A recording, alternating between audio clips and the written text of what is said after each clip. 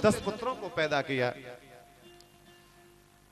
सबसे पहले सनक, सनंदन, सनातन और सनत कुमार मानस पुत्र हैं भगवान के।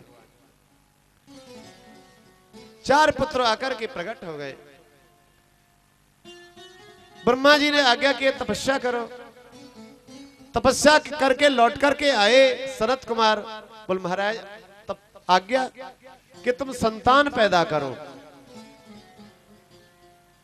सनत कुमार कहते हैं प्रभु काम, क्रोध, लोभ, मोह, ये मत्सर संसार के चक्कर में हम कभी पड़ने वाले नहीं हैं।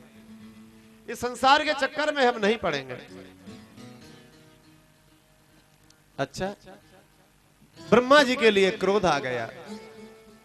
क्रोध जो था भृगुटी माध्यम से प्रकट हो गया तो रुद्र भगवान प्रकट हो गए। बोले रुद्र भगवान की जय।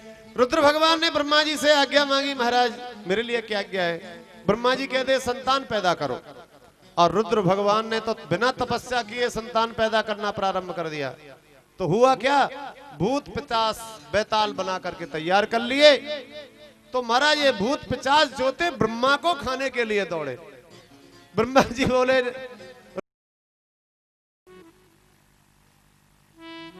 तो ब्रह्मा जी कहते हैं मनु महाराज सृष्टि पैदा करने की सामर्थ्य तो मुझ में है, लेकिन पालन करने की सामर्थ्य मुझ में नहीं है।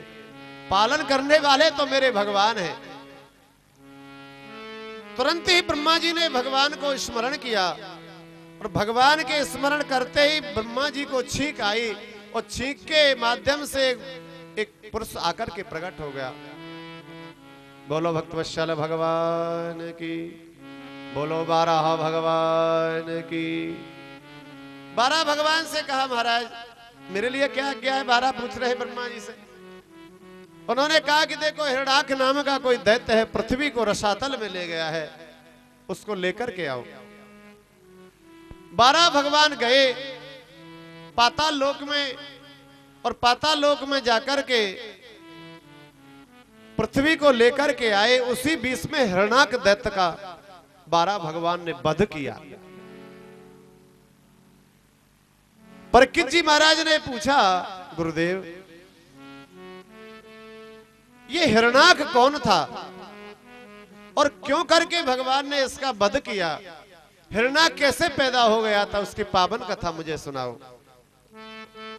सुखदेव स्वामी कहते हैं राजन परीक्षित, जो हिरणाक्ष जो था ये था जो ब्रह्मा जी के पुत्र थे ना, मरीचि। मरीचि के पुत्र हुए थे कश्यप। इनकी 13 धर्म पत्नी थी। एक पत्नी का नाम था दिति। दिति कहते हैं भक्तजनों भेद बुद्धि के लिए, ये मेरा है ये तेरा है। जिस माता बहन की भेद बुद्धि होती, अपने पराये की भावना होती है, उसकी संतान भी फिर ऐसी पैदा होती है, राक्षसी पैदा, दैत्य पैदा होते हैं। एक दिन की बात है, कश्यप जी महाराज अग्निशाला में विराजमान थे। संध्या का समय था। दिति महारानी ने कुटिया में प्रवेश किया। कुटिया में प्रवेश करते ही देवी ने कहा प्रभु मैं कामना से आपके पास में आई हूं। संत बोले क्या कामना है? हे समाम त्वत्कृते विद्वन् कामवात्य शराशनः धुनोति दीनां वृक्कं मे रंभामिव मतंगजः। दिति कहती है कि प्रभु कामदेव मुझे सता रहा है और मेरे मन के लिए ऐसे मथे डालता है जैसे कदली वन को कोई हाथी मथे डालता हो। इतना शब्द अपनी पत्नी का सुना, मनुष्य मनोभाव तो समझ गए। बोले देवी कोई बात नहीं है, ये संध्या का समय है, हर काम करने का समय होता है भाई। संध्या के समय पर भगवान शंकर इस पूरी पृथ्वी पर मां पार्वती के साथ भ्रमण करते रहते हैं। देखते हैं कि इस पृथ्वी पर कौन सत्कर्म कर रहा है और कौन असत्कर्म कर रहा है। यदि संध्या के समय पूजा पाठ आरती भजन संध्या का हुआ करता है, यदि कोई ऐसा करते हुए भगवान शंकर को दिखाई देते हैं तो भगवान शंकर उनको आशीर्वाद देते हैं। और इसके अलावा संध्या के समय कोई काम परवश होता है तो भगवान साफ दे देते हैं। देखो भक्तजनों, 4 स्थान ऐसे काम ऐसे हैं जो संध्या के समय नहीं करने चाहिए। पहला चीज है कि संध्या के समय किसी को भोजन नहीं करना चाहिए। संध्या के समय जना दोनों वक्त मिलते हैं, संध्या समय होता है। भोजन करोगे तो तुम बीमार हो जाओगे। दूसरे, संध्या के समय कभी मैथुन नहीं करना चाहिए। ऐसा कार्य करोगे संध्या के समय तो भी बीमार पड़ोगे। तीसरा काम होता है निषेध सोना। कहते हैं कि दोनों वक्त मिले हुए सोना नहीं। संध्या के समय सोओगे तो तुम्हारी आयु कम हो जाएगी। और चौथा है स्वाध्याय। अध्ययन करना होता है तो प्रातः काल में पढ़ाई करिएगा। 4 बजे ब्रह्म मुहूर्त में जो पढ़ोगे सब याद होगा। संध्या के समय स्वाध्याय करोगे बुद्धि कम होगी। संध्या का समय तो देवी भगवान का भजन पूजा पाठ का है। देवी के लिए बहुत समझाया लेकिन देवी ने नहीं माना। अंत में होनहार को ईश्वर की इच्छा जानकर के पत्नी का मनोभाव पूरा किया, लेकिन पतिदेव बड़े नाराज हैं। इसके बाद पतिदेव ने स्नान आदि से निवृत्त हुए, संध्या क्रिया करे। काम के शांत होते ही देवी को ज्ञान हो गया। पतिदेव के पास में गई, चरण पकड़ लिए, मुझे अपराध हो गया। लेकिन पतिदेव बड़े नाराज हैं। देखो भक्तजनों, इस जीव को ज्ञान पाने के 4 जगह हैं। 4 स्थानों पर हमें ज्ञान मिलता है। पहला ज्ञान होता है इस जीव के लिए माता का गर्भ। जिस समय 7 वर्ष का गर्भ हो, 7 महीने का जब गर्भ होता है माता के, तब ये जीव ब्रह्म ज्ञानी होता है और भगवान से प्रार्थना करता ही रहता है, प्रभु इस अंधकार से, इस नरक से मुझे बाहर निकालो। आते ही मैं तुम्हारा भजन करूंगा। तो क्या करता है क्या भजन? यहां करके तो सब भूल जाता है। वहां तो प्रतिज्ञा कर रहा है माता के गर्भ में, आकर के भूल गया। दूसरा ज्ञान होता है कथा स्थल। आप कथा में बैठे, कथा में आप कथा सुन रहे हैं और तुरंत ज्ञान आ रहा है कि जो पंडित जी कह रहे हैं जो 100% सही है, लेकिन के 100% सही को आप जीवन में अपनाओगे घर जाकर के? इधर से सुनोगे, इधर से निकाल दोगे और फिर वही तो नॉन तेल लकड़ी घर की भूल जाओगे।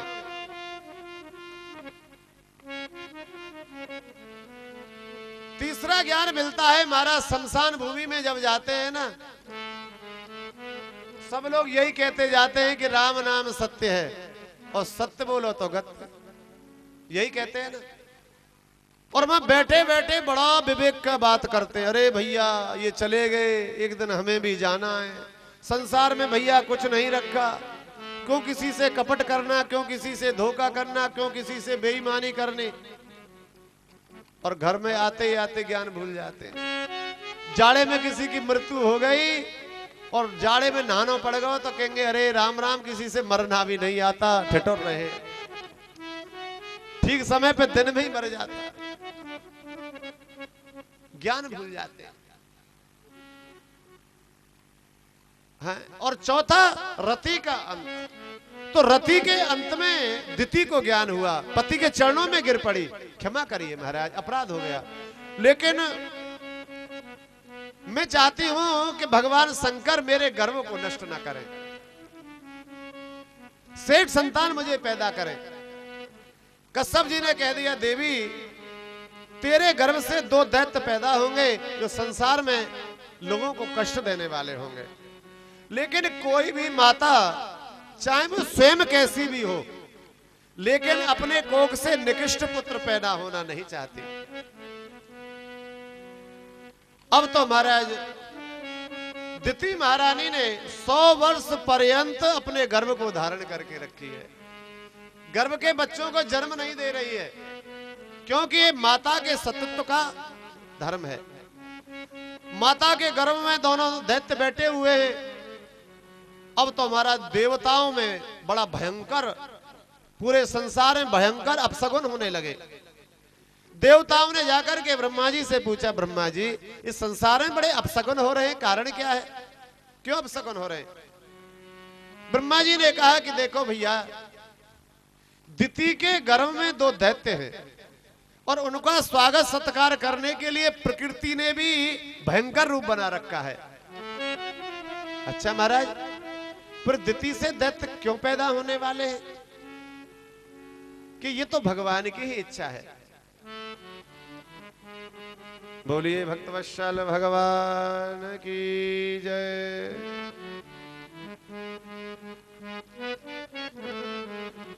इतने में महाराज भगवान कहते हैं, देखो मनु महाराज ने जब पृथ्वी के लिए स्वीकार कर लिया और स्वीकार करने के बाद में फिर इन्होंने क्या किया, संतान उत्पत्ति की। संतान उत्पत्ति में इनके 5 संतान पैदा हुई मनु महाराज को। इनको 2 पुत्र पैदा हुए, उत्तानपाद और प्रियव्रत।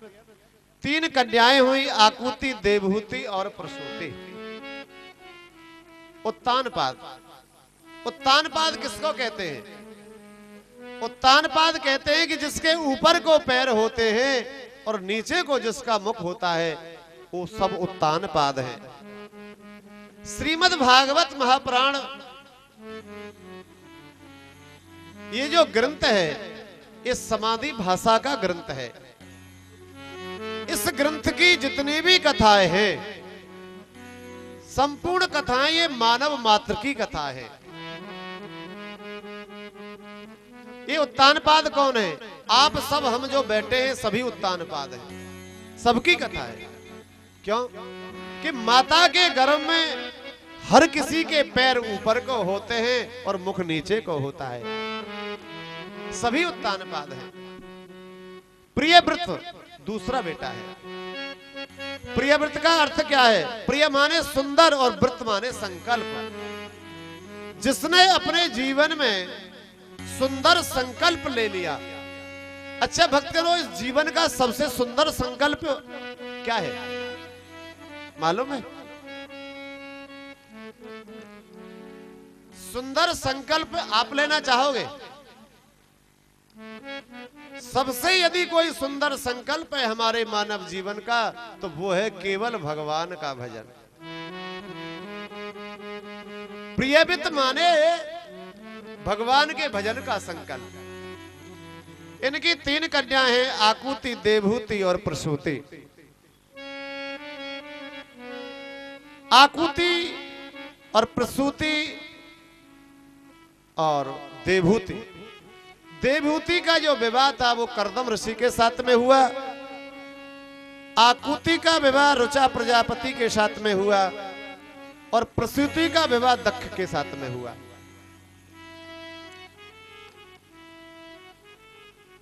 आकुति से 2 संतान पैदा हुई, एक पुरुष और एक स्त्री। पुरुष है वो यज्ञ भगवान है, स्त्री है वो दक्षिणा है, ये भगवान का ही स्वरूप हुआ। देवहूति का विवाह हुआ एक कर्दम ऋषि के साथ में, जो ब्रह्मा ने अपनी छाया से पैदा किए थे। भगवान ब्रह्मा जी ने अपने पुत्र कर्दम के लिए आज्ञा दी, बेटा इस सृष्टि का संचार कर, पैदा कर, तपस्या करने के लिए जा। भगवान की आज्ञा पाकर के कर्दम ऋषि सरस्वती नदी के किनारे पर जाकर के 10,000 वर्ष तक तपस्या करते रहे। तपस्या के परिणाम में भगवान श्री नारायण प्रसन्न हो गए। कर्दम के लिए आशीर्वाद प्रदान करने के लिए आए। कर्दम जी ने भगवान का स्तवन किया। भगवान ने कहा कर्दम वरदान मांगो, लेकिन कर्दम कहते हैं कि प्रभु आपका दर्शन करने के बाद में तो जीवधारी को कुछ भी पाने की आवश्यकता नहीं रहती है। लेकिन भगवान को तो मालूम है कि कर्दम किस कामना से तपस्या करने के लिए आए थे। श्रेष्ठ संतान पाने के लिए। तो संतान तो तब मिलेगी जब पहले इनको श्रेष्ठ पत्नी मिले। भगवान ने कहा कि कर्दम मैं तुम्हारी तपस्या से और पिता की आज्ञा जो तुमने मानी उससे प्रसन्न हो गया, क्योंकि तुमने पिता की आज्ञा का पालन किया है।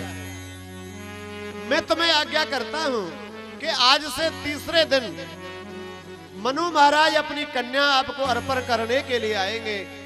तुम मेरी आज्ञा से उस मनु महाराज की कन्या को स्वीकार कर लेना, और मैं तुम्हें आशीर्वाद दे रहा हूं कि मैं स्वयं आकर के तेरे घर में जन्म धारण करूंगा। देखो ये कथा का सूत्र पकड़ लो भक्तजनों।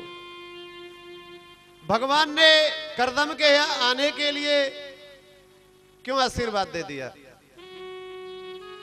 भगवान ने देखा कि करदम पिता भक्त है, जैसे ब्रह्मा जी ने आज्ञा करी तुरंत चल दिया। तो भगवान कहना क्या चाहते हैं? कथा का सूत्र कहता क्या है कि जो जीव अपने पिता की आज्ञा का पालन करते हैं, स्वयं भगवान उनके घर में जन्म लेने के लिए तैयार है। बोलो भक्तवत्सल भगवान की जय। भगवान आज्ञा कर कर अंतर ध्यान हो गए। अपनी कन्या देवहूति की मनोकामना जानकर के मनु महाराज अपनी कन्या को लेकर के करदम ऋषि के आश्रम पर आ रहे हैं। करदम ऋषि ने देखा कि मेरे आश्रम पर आने वाले जो अतिथि हैं उनकी संख्या 3 है। एक मनु महाराज हैं, एक उनकी पत्नी है शत्रुपा, और कन्या है। मुनीश्वर ने 3 आसन तीनों के लिए बिछा दिए। मनु महाराज पहुंचे और मनु महाराज ने करदम मुनि के चरणों में प्रणाम किया। करदम जी ने इशारा कर दिया, आसन पर बैठ गए। इसके बाद शत्रुपा ने मुनीश्वर के चरणों में प्रणाम किया। मुनीश्वर ने इशारा कर दिया आसन की तरफ, बैठ जाओ। तो रानी ने भी आसन ग्रहण कर लिया। अब तीसरा आसन खाली है। अब मुनीश्वर उस कन्या की परीक्षा करना चाहते हैं कि जो कन्या मेरा वरण करने के लिए आई है, वो कन्या मेरे लिए स्वीकार करने लायक है या नहीं।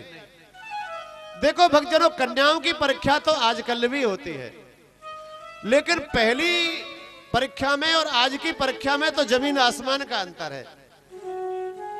आजकल तो लड़की को चला के देखते हैं कैसी चलती है, उसकी चाल देखती है, उसका चलन नहीं देखती। मुनीश्वर चाहते हैं कि जो कन्या मेरा वरण करने आई है, वरण करने के योग्य है या नहीं। मुनीश्वर ने कहा कि देवी देवहूति, जो तीसरा आसन बिछा हुआ है ये तेरे लिए है, बैठ जाओ। अब देवी देवहूति हाथ जोड़ करके खड़ी है। देवी देवहूति ने विचार किया कि जो माता बहन अपने पति के द्वारा बिछाए हुए आसन पर बैठती है तो उनको पाप लगता है, और यदि कोई देवी अपने पति की आज्ञा का उल्लंघन करती है तो भी पाप लगता है। अब देवी देवहूति के सामने बड़ा धर्म संकट। पति के द्वारा बिछाए आसन पर बैठूंगी तो भी पाप लगेगा। अब ये आज्ञा भी कर रहे हैं मेरे भावी पति के बैठ जाओ, तो आज्ञा का उल्लंघन करूंगी तो भी पाप लगेगा। बड़ा धर्म संकट और यही परीक्षा। अब देवी देवहूति तो बड़ी विदुषी थी, तुरंत ही अपनी परीक्षा में पास हो गई। क्या किया देवी देवहूति ने? जो आसन मुनीश्वर ने बिछाया था उस आसन के ऊपर अपना दाहिना हाथ रखा और आसन के नीचे बैठ गई। दोनों कार्य हो गए। मैं आपकी आज्ञा को स्वीकार भी करती हूं, लेकिन आपके द्वारा बिछाए हुए आसन पर मैं न बैठूंगी। परीक्षा में पास हो गई। मनु महाराज ने अपनी कन्या करदम के लिए देने के लिए आग्रह किया। करदम जी ने कहा, राजन, मैं तुम्हारी कन्या को स्वीकार तो कर रहा हूं, लेकिन मेरी एक शर्त है। जब तक संतान पैदा होगी तभी तक मैं तुम्हारी कन्या के साथ में रहूंगा। उसके बाद मैं आश्रम को छोड़ के चला जाऊंगा तपस्या करने के लिए। मुनीश्वर ने कहा आप तो संत हैं, जैसी आपकी इच्छा है। मनु महाराज ने करदम ऋषि के लिए अपनी संतान जो देवी देवहूति थी उसके साथ में पाणी ग्रहण किया और आज राजकुमारी को एक जंगल में छोड़ करके जा रहे हैं। जब माता पिता अपने प्राणों से प्यारी बेटी के लिए जब छोड़ते हैं तो उनके हृदय का भाव वो माता पिता ही समझते हैं। बड़ा करुण रुंदन देवी देवहूति ने अपने पिता के अंक से लिपट करके किया। परंपरा के अनुसार राजा ने कन्या को समझाया, बेटी अपने पति की सेवा करना। मनु महाराज अपने राज प्रसाद के लिए चले गए और देवी देवहूति अपनी पति की सेवा में लग जाती है। देखिए भक्तजनों, एक परीक्षा समाप्त हुई और दूसरी परीक्षा करदम की प्रारंभ हो गई। करदम जी महाराज ने और समाधि लगा ली। कितने वर्ष की समाधि है महाराज? हजारों वर्ष व्यतीत हो गए समाधि लगाए हुए और देवी देवहूति को अपने पति की सेवा करते हुए बहुत समय व्यतीत हो गया। देखो, पत्नी तीन प्रकार की होती है। पत्नी के स्वरूप तीन प्रकार के हैं। एक होती है पत्नी, एक होती है धर्म पत्नी और तीसरी बता दें आपको, तीसरी आजकल की कौन सी? वाइफ। वाइफ होती है। बोलो वृंदावन बिहारी लाल की। अच्छा, तीनों के कार्य कैसे बता दे? किसको तो पत्नी कहते हैं, किसको धर्म पत्नी कहते हैं और वाइफ कैसी होती है। तो इसका अर्थ आप लगा लेना आप कौन से नंबर की है। देखो भैया, पत्नी तो ऐसी होए कि पति के साथ में खाना, पति के साथ में पीना, पति के साथ में घूमने जाना, जो काम करना साथ साथ में करना, ये पत्नी। एक है धर्म पत्नी। धर्म पत्नी सबसे पहले हर काम पति को प्रदान करेगी। भोजन कराएगी पति को पहले, बाद में आप। पहले पति को शयन कराएगी, बाद में स्वयं शयन करेगी। ये होती है धर्म पत्नी का कायदा। अब वाइफ भी बता दें तुमको। वाइफ ऐसी होती है महाराज, बढ़िया सुंदर साड़ी पहन के, ऊंची एड़ी की सैंडल है, सज धज के चलती है और पतिदेव जो है बच्चा को लेकर के गोदी में आगे आगे चल रहे हैं और पत्नी पीछे पीछे चल रही है। और जिसको वाइफ मिल जाती है ना, तो वो तो जीवन की लाइफ को ही बिगाड़ देती है। बोलिए वृंदावन बिहारी लाल की। लेकिन हमारी जो देवी देवहूति है ना, ये तो धर्म पत्नी है। किस प्रकार सेवा करती है? पृथिव्याम प्रस्थिते साध्वी पति मिंगित को विदा नित्यं पर्यचयत प्रीता भवानी भवं प्रभु। जैसे महारानी उमा जो पार्वती है, अपने भोलेनाथ शंकर की सेवा करती है। महाराज 10,000 व्यतीत हो गए। करदम जी ने अपने नेत्रों के लिए खोला और नेत्रों को खोलने के बाद में नेत्रों को खोल करके देखा तो एक बुढ़िया जैसी देवी के लिए अपने पास में बैठा हुआ देवा देखा। करदम जी ने कहा, देवी तुम कौन हो? क्योंकि मालूम है समाधि में बैठे हुए 10,000 वर्ष व्यतीत हो गए। जिस समय देवी देवहूति अपने पिता के यहां से आई थी तो उसका दिव्य सौंदर्य था। बंदे बड़े सुंदर केस थे। आज वो सुंदर केस संत की सेवा करते करते जटा बन गए हैं। संपूर्ण शरीर जो है धूलि से दूषित हो गया है। करदम जी ने कहा, देवी तुम कौन हो? देवी ने हाथ जोड़ करके कहा, स्वामी किसी समय मेरे पिता ने मेरे लिए, मुझे आपके लिए दान किया था। ओहो, याद आया देवी, तुम मनुपुत्री हो।